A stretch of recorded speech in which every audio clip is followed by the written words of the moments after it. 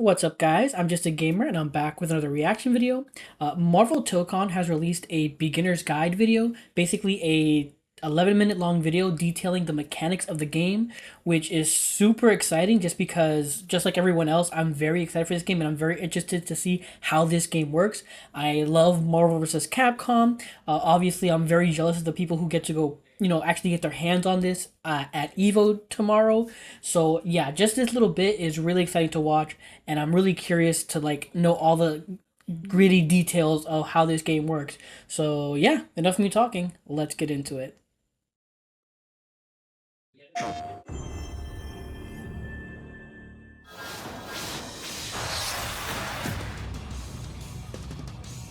Here we go. 皆さんこんにちは。マーベル闘魂ファイティングソウルズディレクターパチこと関根和人です。この後の映像では基本操作やゲームルールをご紹介します。まだ開発中のものですが、8月のエボにて世界初シールを出展します。ぜひこの動画を見て予習してきてください。Oh 皆 yeah. さんのシールとフィードバックを楽しみにしています。それではご覧ください。Yeah, and I'm so jealous of the people who get to play tomorrow. In a 3 out of 5 round format, the 4 characters on your team share a single vital gauge. A KO is achieved by reducing the opposing team's vital gauge to 0, earning you a round win. The team who takes 3 rounds first wins the match. And it's funny because a lot of people, like, just from the reveal trailer alone, a lot of people speculated that it was just going to be like one health bar, like one shared health pool. Because even the way they described it, were like, you can just play one character with just 3 assists, or you can just swap between them. So in that sense, it felt like, yeah, it'd just be one health bar. God, the characters look so good. The gauge sits just below the vital gauge and is used for assist-related mechanics. On the bottom of the screen, you can see your skill gauge. This is needed to perform powerful skills with your lead character. The first round of a match starts off in a 2v2 format. Executing a successful throw or landing certain special moves in just the right location sends the opponent flying and triggers a stage transition, reuniting you with your third and then fourth ally. Oh, interesting. So you literally have to they're not just given to you. You have to like basically earn your assists. That's crazy. That's interesting. Your allies also meet up with you when you slam the opponent into the stage corner or lose a round. KO! Okay, that's also good to where like if you're getting your ass kicked, you still able to get your other assists or other characters just because like if you're just getting beat up the whole time and they have their 4 characters and you're just stuck with your only 2, that'd be really lame. So that's actually really generous to the fact of like, yeah, even if you're losing, you still get access to your characters. Round 2! When an ally meets up with you, the maximum values for your vital gauge and skill gauge also increase. Try to get your team together as fast as you can in order to reach your team's full potential. Here's a look at the button layouts for both controller and arcade. Okay, I'm just gonna pause here so we can look at this. Q. Okay. All right. Obviously, jump, block, crouch, walking. Okay, so it's a 3-button format: light, medium, heavy. A is assemble, which I have no idea about. So unique attacks are like little, like some of the like just abilities are looks like they're just on the shoulders. Unique attack, quick skill, quick assemble, quick dash. Interesting.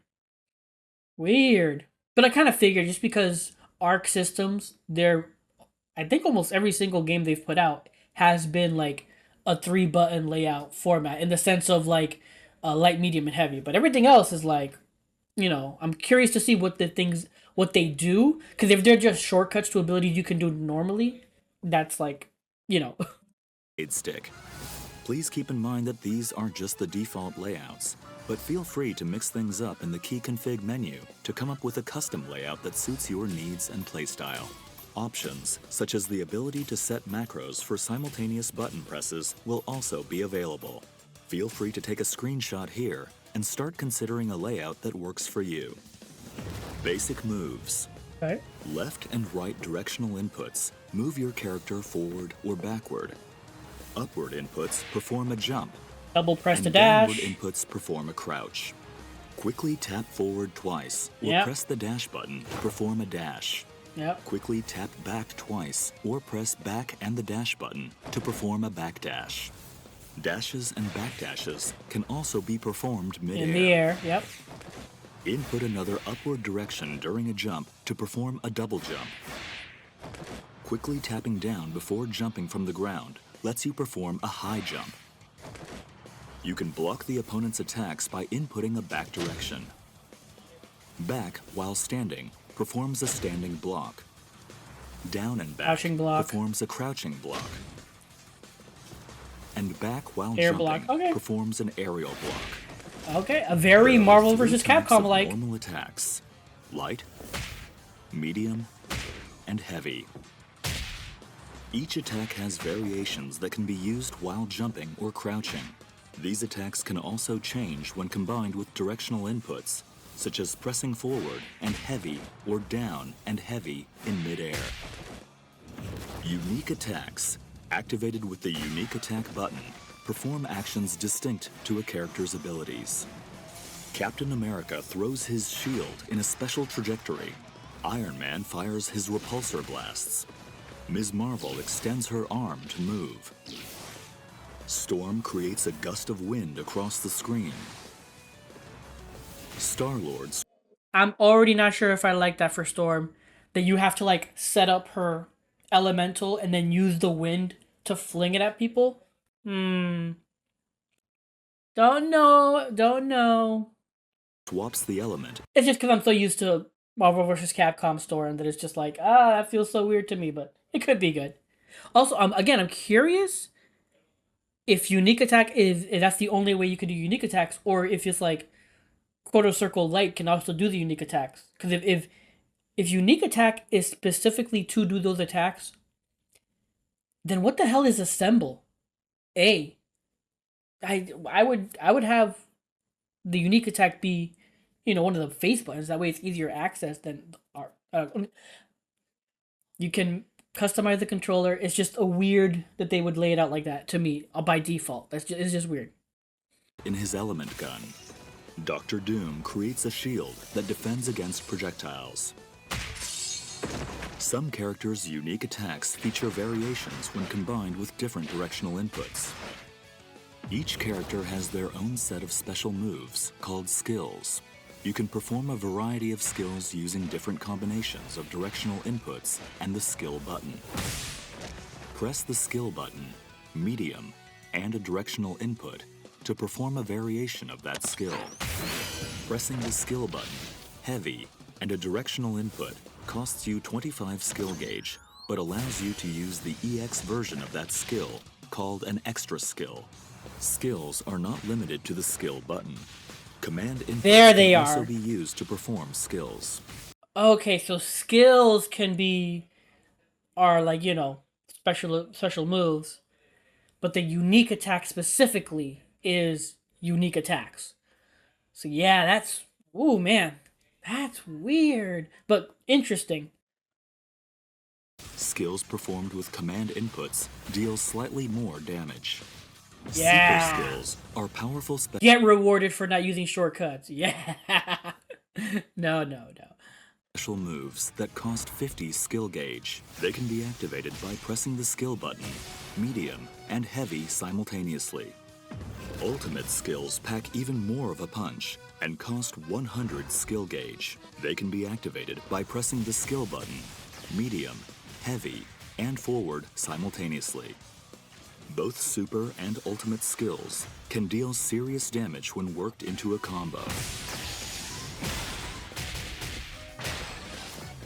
Link Attack allows you to perform a combo by pressing attack buttons repeatedly. Press light repeatedly to execute a light route combo. This combo calls in allies to perform a series of attacks before using a skill attack, sending the opponent flying. Press Wow. medium repeatedly to execute a medium route combo. This combo features a skill attack and finishes with a super skill. Press heavy repeatedly to execute a heavy route combo. This heavy-hitting combo features an extra skill before ending with an ultimate skill.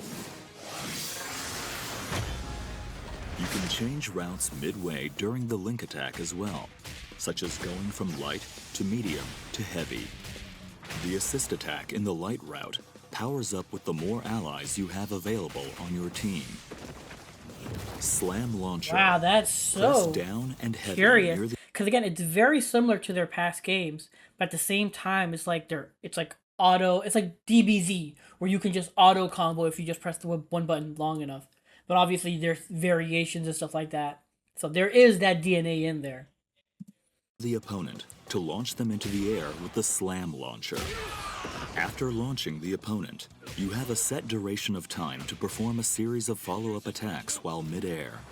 With a few attacks in, press down and heavy to perform a powerful knockdown, or forward and heavy to trigger a blowback attack. Assemble Assist, activated with combinations of the assist button and different directional inputs, can perform a variety of team actions. Press the assist button, or assist and forward, to summon your ally in the first slot. Press down and assist to summon your ally in the second slot, and press back and assist to summon your ally in the third slot. You can also swap with your ally character by holding the assist button when calling in the ally. Alternatively, you can swap in your ally by pressing the assist button when an assist attack hits or during your ally's standby animation. Right If there, you've you press summoned X to multiple change. assists, you can tag in with the last ally called in.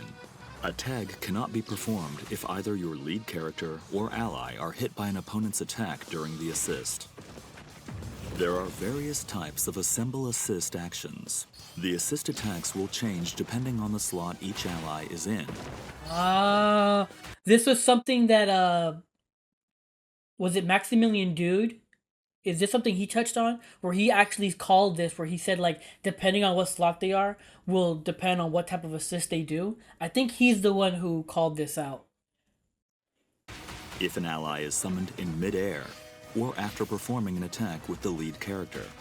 When calling an assist while on the ground, the assist attack type is determined by which slot you are calling in.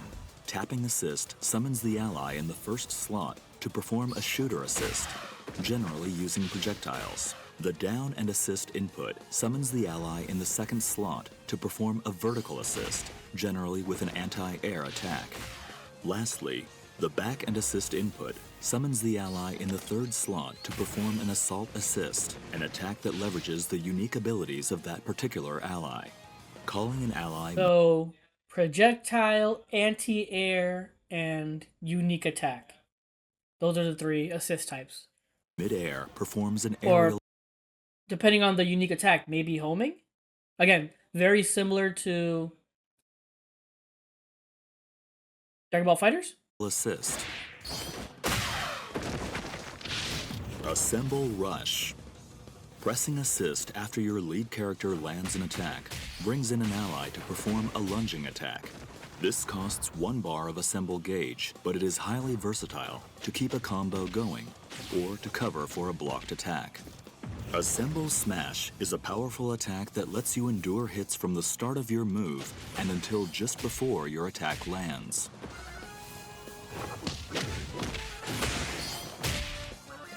On contact, you can spend your assemble gauge to perform a follow-up attack by pressing the assist button.